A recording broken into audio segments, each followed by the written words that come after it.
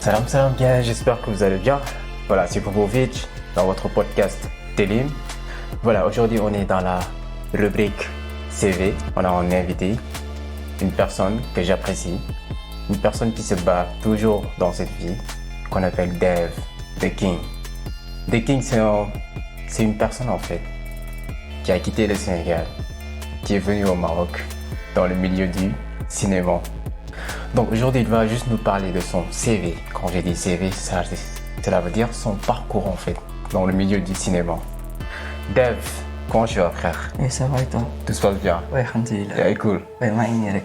Naka coono yi yitte yi? Oui, ça va tranquille, on est là, on Au gère. calme quoi. Ak tàngaay bi nii.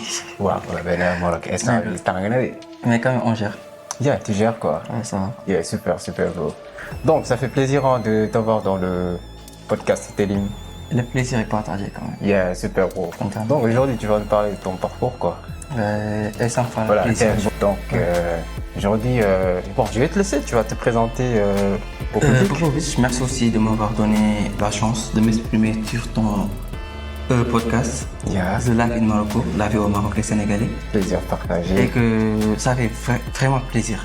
Bon, je m'appelle Daoud Cissé, je suis acteur de cinéma, je suis aussi étudiant en master 2 transport logistique. Yeah, c'est intéressant ça. Ouais, ça arrive. Ah, ben, tu vois, j'aurais dit que tu faisais des études. Moi, je te croyais juste une personne qui est juste dans le domaine dans le cinéma, en fait. C'est ça que je pensais. Non, c'est juste que des Je te fois, il cache. faut cumuler les deux. Bien, mais ça a indiqué, hein. Ah, non, xam nga aussi, il faut savoir que parents yi dañoo yaakaar si ñun. Et que depuis tout petit, ñoom ñu fay l'école chère et tout ça. Ils ont financé nos études, nos voyages et tout ça. Donc, je pense que la moindre des choses, moi, que nga dem ba ci kaw a kaw. Essayer d'avoir le maximum de diplômes. Loolu bokkul ak peut-être sa li nga bëgg en fait. tey mën nga bëgg dara. mais xoolal lu say parents bëgg aussi. et que samay parents jàng lañu bëgg. donc dama leen di may li ñu bëgg parce que bàyyi na ma def cinéma. Effectivement, tu alignes les deux, quoi. Exactement. D'accord. Donc ça, c'est intéressant et franchement, j'apprécie aussi ce côté parce que bon, moi, la majeure partie des cas, si tu regardes même dans mes podcasts, en fait, je fais la partie motivation, en fait. Oui. J'incite les gens, en fait, à pouvoir faire quelque chose et de ne pas seulement se limiter sur une seule activité, en fait, Exactement. mais de faire aussi une autre activité en parallèle. Voilà. Donc, pourquoi le cinéma? Et est-ce un choix? Si oui, en fait, qu'est-ce qui t'a motivé? Sinon, quel était le déclic en fait? Bon, pour cinéma bi nag. ça peut être bizarre. ça peut paraître bizarre. Ok. mais je sais pas. Ok. Je sais pas le pourquoi. c'est venu juste comme ça. parce que de base boo ñëw Maroc. Ouais. c'était pour les études. c'était pas Yeah. pour ay cinéma et tout ça. Je peux dire que daf ma dab. Yeah, je mais vois. j'ai pas regretté parce que je t'explique. Un jour dama toog. Ouais. J'étais avec les potes ici et tout ça. Une dame. maa ngi koy saluer au passage. jël sama numéro ne daf ma bëgg yóbbu tournage. Ok. Casting autant pour moi. ma toog casting bi jot. Yeah. ma costume et tout ça. J'étais là-bas. ma fa fekk plus de 300 personnes. Putain. Ok, bëri na de. plus de 300 personnes. je te dis. Yeah. boobu ñoo ngi jël 4 góor 4 jigéen. Yeah. man si laa bokkoon. et que peut-être maa fa gënoon ndaw. j'étais le plus petit foofu. Ok. Je vois. Yeah. Après loolu laa ñëw. c'était une pub pour Salam Assurance. Ok. à Marrakech. def ko après si la xamante ak Fall sama ménageur. ma koy nuyu de passage aussi. Ok, peut-être je Fallou. peux dire que moom la lépp. Ok, Fallou. ñu ngi lay bëgg. mu lay bëgg bu baax a baax. Yeah. grand manager. Ok. après si laa ñëw. boobu do.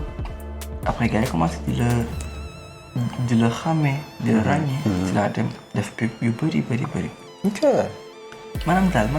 peut-être dafa bokk woon sama destin. waaw benn instant si lu waroon ñëw la en fait lu yàlla waxoon dina am. te yàlla moom bu ko tuddee parfois suy ñëw da lay bett. doo xalaat ndax lii di ci dugg en fait ne ñëw rek nekk ci après tu te poses des questions nu ma def ba yegg si fii nii. exactement. Non mais donc cool franchement. Mais donc mais quand même avant bon il y avait un déclic par la suite ce n'est que t'as fait des publicités et ainsi de suite après par la suite. tu avais juste décidé en fait, ou bien est-ce que tu as décidé de continuer en fait dans ce domaine, ou bien voilà, dans le talk chaque fois affaire yi di ñëw parce que Fallou si tu dis que daf la ménager donc amoon na lu mu gis si yow. Exactement. Comme genre peut-être benn talent affaire yi noonu. Si. En fait, xam nga bu mu nekkee Sénégal. Peut-être daawoon naa prévoir dem. Prévoir mais mosuma dem. Ok. léegi bu ma ñëwee fii. son premier tournage. c'est là-bas que j'ai su que peut-être. am na lu nekk si man loo xam te peut-être gars yi. wala Fallou njëkk na ko remarqué. Ok. après si laay dem. di ko def ay figuration. di am ay silhouette. dem ba am ay rôle tout ça maanaam c'est venu maanaam daal rampe naa nànk-nànk. mais aussi. amoon naa soutien. Ok. dama teel a ménager dama teel a am ko xam te ne peut-être. moom may teg si yoon. Après et que je me suis senti à l'aise. Ok. donc naa xam ne que lii peut-être sama domaine la. effectivement parce que tey bon bëri ñuy def cinéma te jànguñu ko comme français bon chez les blancs d'habitude booy def cinéma da nga koy jàng affaire noonu mais tey fii en Afrique bëri ñoo xam ne le truc c'est en eux quoi. donc dañuy accroché aussi affaire boobu dañ koy ñëw jouer sans pour autant dem jàng ko wala nii parce que c'est naturel loolu moom day am quoi mais franchement c'est intéressant le parcours et que comme tu nous as expliqué en fait ñu nga jugee ba ñëw dugg ba Fallou gis la apprécier gis ne genre voilà le truc c'est ton domaine donc du coup. une chose aussi. Fallou bu may gis. c'est à travers benn vidéo. ok. vidéo bi maa ngi toppandoo Alioune Mbaye Alioune Mbaye wax nga dëgg. costume, bretelles, chemise, les pas de danse et tout ça. Peut-être que le geste après mener la personne là. Ragalu caméra. Ils sont pris devant les caméras. Dina ma jox lu ma bëgg. Peut-être vidéo lañ ko partage après. mais Fallou moom xam naa xool saa ni kay ñaan bi laa soxla woon quoi. Ouais, vrai kañ la. Mais nice. Franchement, bon, les gars, on est toujours dans Télément, le podcast, en fait, voilà, mercredi motivation, dans la rubrique CV. On est toujours avec Dev, dans le milieu du cinéma. Pourquoi le Maroc et non le Sénégal? Parce que au Sénégal, il y a des séries, mais pourquoi tu préfères jouer au Maroc et non le Sénégal? Bon, c'est pas que je préfère le Maroc, c'est juste que ça me change peut-être fait le Royal de Golais. Ok. C'est mon premier tournage, c'est ma première proposition, c'est mon premier contrat. Il allait me proposer. Ok, je vois. Parce que Sénégal, il y avait des castings, tout le temps là, on pouvait voir accent bien pour imiter tout ça. Mais moi, j'ai une chance de faire casting foofu. Ok. Et moi, c'est mon premier casting, il m'a dit. Alright. Juste que peut-être chance lui fait le nez. Wow, c'est bon. Autant démarrer, c'était au Maroc. Ok, depuis le Tamalé. Exactement. Mais bon, peut-être tamit Sénégal. On n'a pas bien le projet, je sais pas. Ok. Mais si on met offre le dara. Offre, t'as bien dit offre. Parce que bon, d'après le moyen dégâts, si y a une guerre, bon, cinéma Sénégal, il y a amul khalis quoi en fait. Moyen dégâts, alors que fille, après c'est organisé, c'est structuré quoi. Parce que ben un jour, j'ai discuté avec mon pote. Bon, je le salue de passage à Ablaye Badjeli, moi il DG en fait, moi DG direct, moi IR profil, je pense que je t'avais expliqué ça, voilà. Donc il me disait que en fait, comme dans les shows, ils jouent ici à séries sénégalaises autant pour moi. Mais genre juste que nous c'est une image feine quand l'autre m'a intéressé. Après côté tout ce qui est pécuniaire, nous ici que tu comprends en fait. Tu sais, am nga cinéma Maroc ak cinéma Sénégal. Au Sénégal, visibilité. Ok. Mais no money. Fii money, mais visibilité c'est pas trop lié parce que souvent c'est une publicité exemple. Si chaîne marocaine lay daw. Et que fii xam naa ne que ñun dañ si tàntale. Donc visibilité bi xaw a doy waar. Effectivement. Mais au Sénégal moom da ngay visible. da ngay am benn da ngay am ay fans sax. et ils veulent ay fans club mais bon peut-être. Ok, mais genre, t'as des préférences, tu préfères jouer au Maroc ou au Sénégal? Parce que ce n'est que, bon, nous, les plus jeunes, Khalid Boussi gagné, c'est un problème à faire. Alors que quand vous n'êtes que, bon, image, certes que c'est intéressant, bien instant, mais aussi, est-ce que image, vous nous taille? On le dire ay link peut-être à faire parce que la majeure partie sont les milieux cinéma au Sénégal link yi ñu am après dañuy am ay yeneen boîte yu la ñuy woo pour ñu defal leen benn pub wala je sais pas affaire noonu. Mais quant au Maroc comme je te dis fii c'est structuré quoi. dans benn contrat ngay ñëw signé tu joues les trucs gars yi fay la sa xaalis nga dem Chine donc selon yow quel est le meilleur choix quoi. Bah c'est au Maroc. Ok Maroc benn instant. De loin au Maroc de très très très loin. Et en plus Maroc fii seen cinéma on dafa développé en fait. Mais parce que tu sais ci des fois projet yi. da nga siy bokk ak ay peut-être ay stars. et ñoo xam te ni sont connus. man j'ai des contacts yoo xam te ne. ñi ay juristes lañ. ñi ay avocats ñi ay policiers. et que peut-être ñooñu noonu. mën nañ la jëriñ si leneen en fait. waaw si lu bëri sax si lu bëri. même en dehors cinéma bi. des fois dañ lay jëriñ si leneen. oui dans la vie quotidienne quoi. Exactement. effectivement lu nga wax ni c'est intéressant franchement parce que bon non seulement boo defee comparaison par rapport ak cinéma sénégalais même link bi là en fait. c'est que juste ne link bi mooy tax ñu am xaalis après. alors que yow fii non seulement da ngay def pub bi wala jouer film ñu fay la. mais link bi aussi da lay jural leneen en fait. exactement donc je pense un jour. Fallou daf ma defoon pour ma def benn casting sama kër. waaw jonglage. ok après ma dem ma ñëw fii. gis benn naar. ma toog ma fay ko 5 dirham. ne ko alma sawal ma jox ko pour ma filmer woon. ma jonglé après ñu ne ma léegi validé nañ la. da nga war a dem tournage jour nangam et tout ça. ok c'était à Rabat. après vers midi gars yi envoyé ma oto yi dem.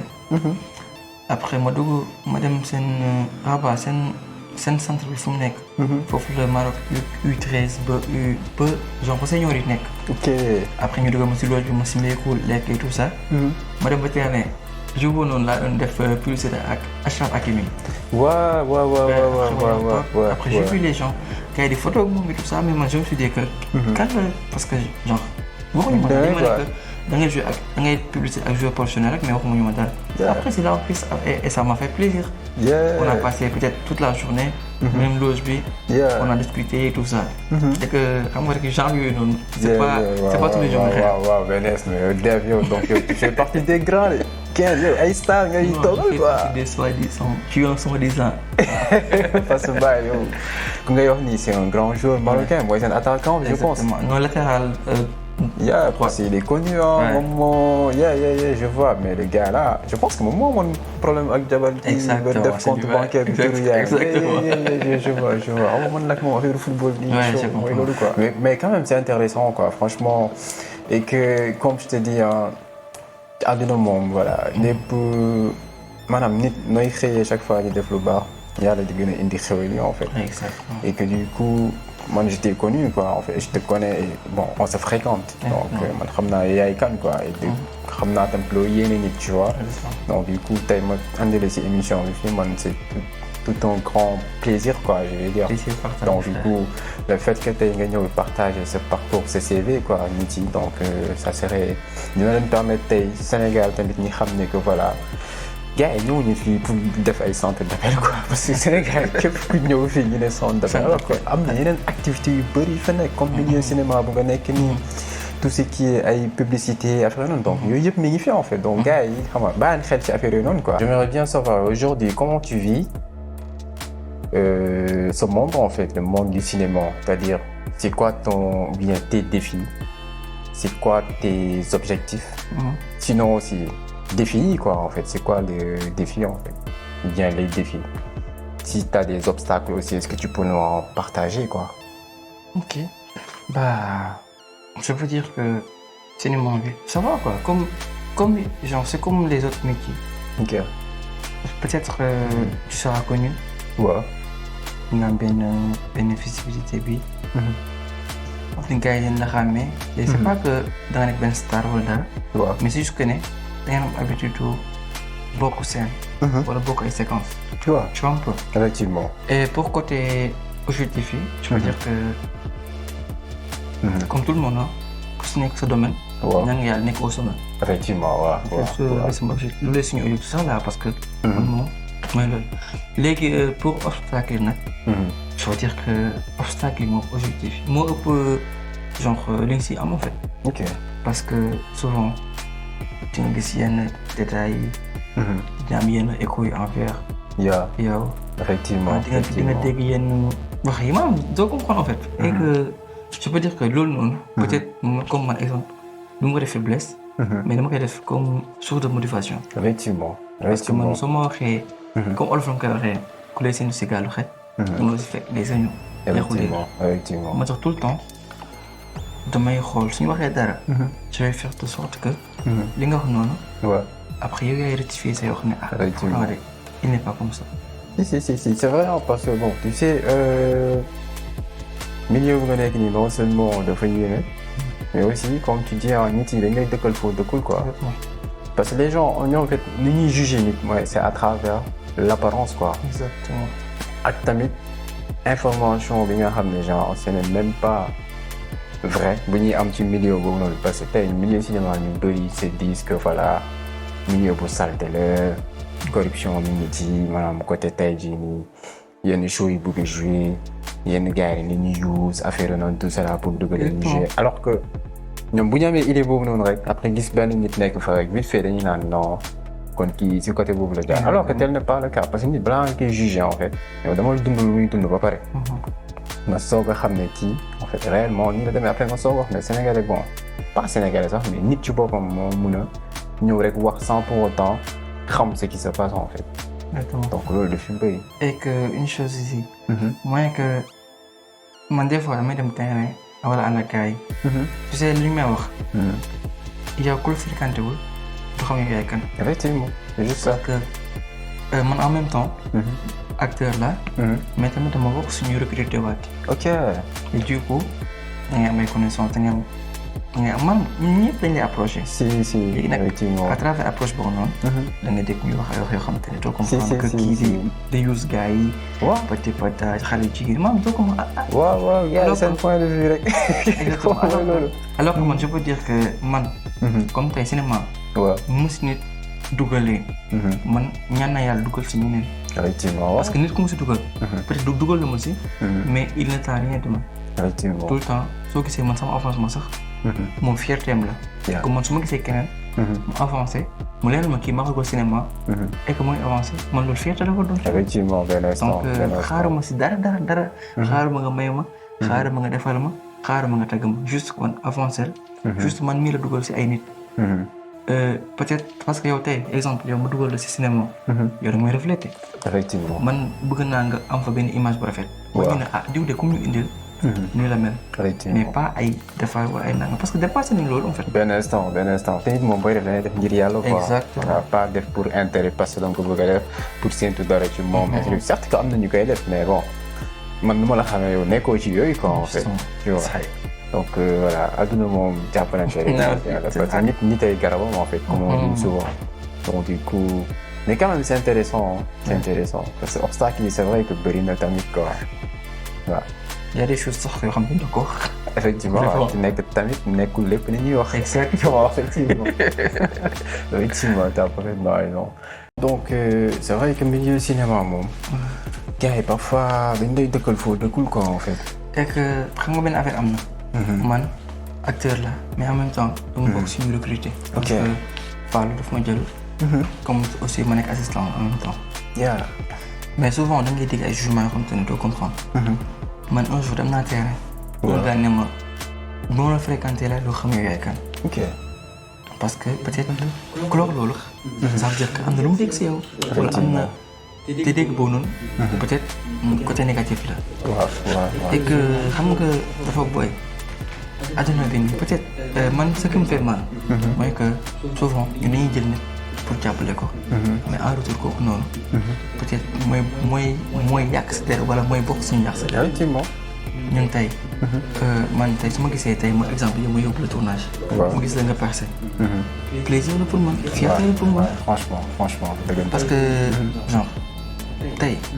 nit ki mën ñu jox loo xamante ne mosuñu ko am si cinéma. nit ki mën ñu fay loo xamante ne mosuñu ko am si cinéma. donc affaire yi peut-être seen wërsëg moo nekk cinéma mais yàlla suñu la ko jaarale. dëggantaan tey noonu la sax nit mooy garab en fait parce que yàlla wërsëg sax si nit la koy jaarale en fait maanaam kenn du toog dara ñëw directement ci loo ko yàlla da koy jaaral ci nit kooku jox la ko te xam nga Sénégal nit ci boppam en fait surtout bon puisque émission bi on parle de sénégalais d'habitude dafa am benn image bu ñu am quoi si milieu bu nga nekk nii cinéma. maanaam tey bon da ngay gis yenn boy dañuy naan bon kii nii show yi muy yóbbu ci milieu bi nii xam nga am na fu muy jaar ak ñoom. exactement comme gars yi tur bu ñuy wax naan promotion canapé. exactement xam nga am na jaar na fi ak show bi ainsi de suite alors que tel n'est pas le cas parce que Sénégal mooy nit koo xam ne chaque fois day basé wu ci benn apparence. ak information bu mu am ci milieu boobu nga xam ne ce n'est même pas vrai. mu dëkkal nit ki foofu noonu ne kii milieu bi la nekk rek milieu bi moom nii la demee ñëpp xam nañ ne dafa salté alors que bon tel n'est pas le cas parce que milieu boo gis ci man qu'importe activité bi ah. am na ñu baax am na ñu bon en fait. ñi def lu baax ñi ngi def lu baax ñi def lu bon tam ñi ngi def lu bon. donc du coup nit ñi ñoo war a bàyyi di juger nit à travers l'apparence dëkkal nit fu mu dëkkul alors que voilà mooy loolu parce que gis nañ fi ñu bëri ah. ñoo xam ne dañ leen dëkkal foo xam ne waxal leen loo xam ne du ñoom ainsi de suite te ñooñu ñëpp di ci wax. non même pas vérifier l'information te nit balaa nga xam ne vérifier ba pare. am ay témoins wala yow nga fekkee mais fekkee wu loolu yëpp nga ñëw rek ne voilà kii moom nii la fa demee. xam nga wax rek affaire yi moom. wax wala dara. mënul ñàkk. effectivement benn mënul ñàkk si nit donc yow su nekkee peut-être soo déggee yooyu noonu. comme loo wax sànq rek doo ko defee faiblesse. motivation nga koy def. effectivement ñu ngi may xaar si lii ñu ngi wax si lii. naa fexe ba foofu ñu ma classé. yaa li ma mos a gis. dëggantaan te muy dëgg bi rek dëgg nga wax. loolu la ñuy avancé la. effectivement mais macha allah c'est pertinent quoi franchement c'est pertinent. ok bon damay ñëw si benn question boo xam naa loolu moom. ndax dañ di gagné bëri gel quoi.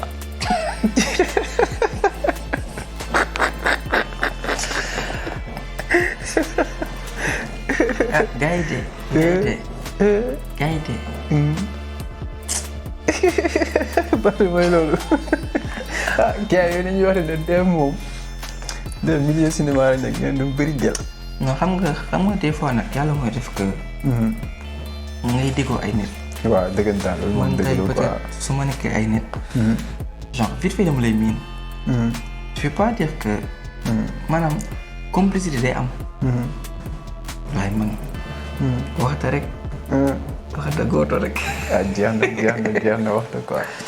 maa ngi nuyu madame de passage aussi. madame kon Deme mu ngi lay nuyu future madame ah. exactement donc Deme merci beaucoup pour l'explication yi. C'est pertinent quoi franchement comme lu nga développé fii nii par rapport au milieu cinéma que je pense que d'ores et déjà gars yi ils vont comprendre en fait milieu bii nii et comprendre aussi comment ça va se passer parce que tu nous as partagé ton expérience quoi.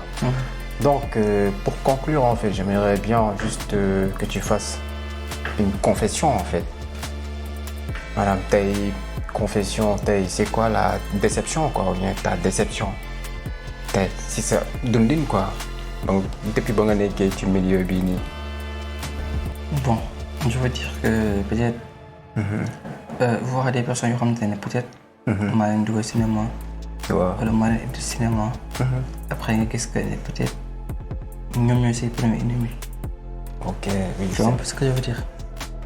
tey maanaam parce que man moom je veux dire que képp ku ma dugal cinéma wala képp ku ma comme tournage woo la. je peux dire que je pense que dama la yéene. effectivement donc après su ma gisee nag yow en retour. mu dégg ay échos. venant de toi.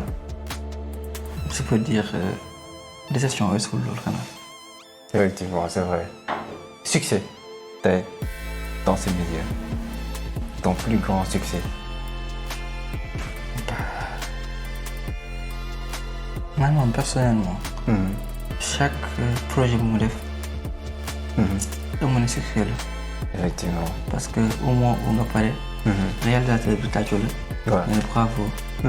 tu as assuré. loolu succès la. effectivement t'as raison. voilà donc je pense que l'émission tire à sa fin hein. Bon que veux-tu partager avec le public aujourd'hui.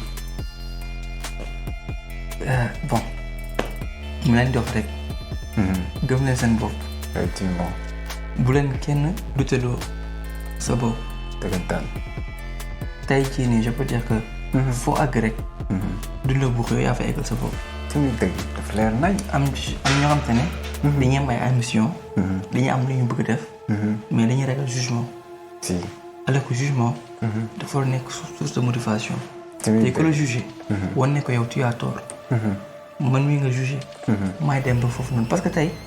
kenn du ànd ak yow. yaay dem ba am succès. kay fekk si la. tamit dëgg moo dafa leer dëgg bu tout le temps comme sa boobu. xam ne que kenn du la mën a yóbbu fi nga bëgg egg ku dul yow. dëgg la le message est clair hein la famille le message est clair nit da ngay gëm sa bopp boo gëmul sa bopp kenn du la gëm tamit dëgg donc la famille merci d'avoir regardé cette vidéo on était dans la rubrique mercredi motivation avec le sous-thème CV. Notre invité c'était Daouda Cissé, The King en fait, on va dire. Moi je l'appelle The King. Donc la vidéo est là. Partagez la vidéo. Partagez et abonnez, gars. Exactement, abonnez-vous. Si vous n'avez pas d'amis aussi, essayez juste de laisser un commentaire. Merci beaucoup les gars. Dev, merci beaucoup. Merci à toi frère. En tout cas ça fait plaisir. Partagez-vous, franchement. Gars, abonnez-vous.